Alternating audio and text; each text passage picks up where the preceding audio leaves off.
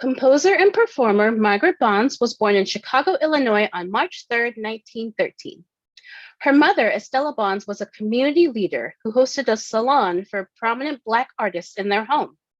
As a result, the Bonds household was an important center of the Black Chicago Renaissance, and Margaret Bonds played an active role in facilitating the artistic achievements of this era and beyond. Bonds began learning piano from her mother at an early age. Later, she took composition lessons with William Dawson, and she studied composition and piano with Florence Price. From 1929 to 1934, Bonds earned undergraduate and master's degrees from Northwestern University. In 1933, she made history during the Chicago World's Fair as a soloist in John Alden Carpenter's Concertino for Piano and Orchestra. Through this performance, Bonds became the first African-American instrumental soloist to play with the Chicago Symphony Orchestra. These accomplishments mark the beginning of Bonds' long and successful career as a leader in the artistic community. One of the many significant aspects of Bonds' career was her artistic partnership with author Langston Hughes. When Bonds met Hughes in 1936, the two artists became close friends, which facilitated their lifelong artistic partnership. I've included a picture of a letter that Hughes wrote to Bonds in 1960 on the right.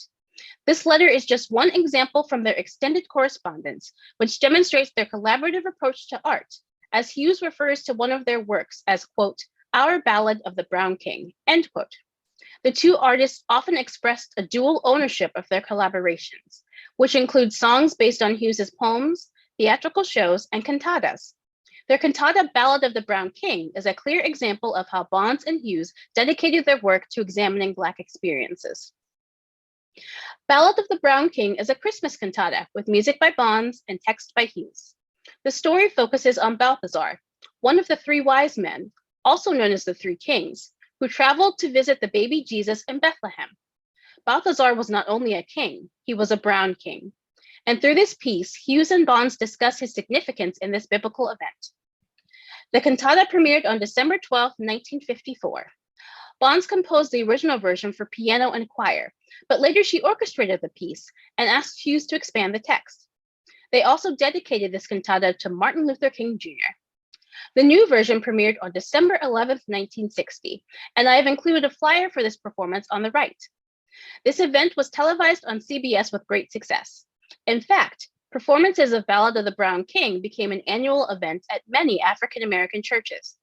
The cantata's widespread popularity resulted in publication in 1961, and various ensembles continue to perform this music today. The first piece in the cantata is titled Of the Three Wise Men.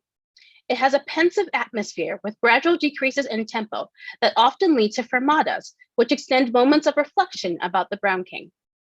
The organ signals shifts in the emotional atmosphere as Bonds explores various reactions to contemplating this man. She also presents a prominent string melody that develops throughout the cantata, which seems to represent the Brown King traveling and changing during his journey. The following recording features the Deshoff Choirs and Orchestra, conducted by Malcolm J. Merriweather.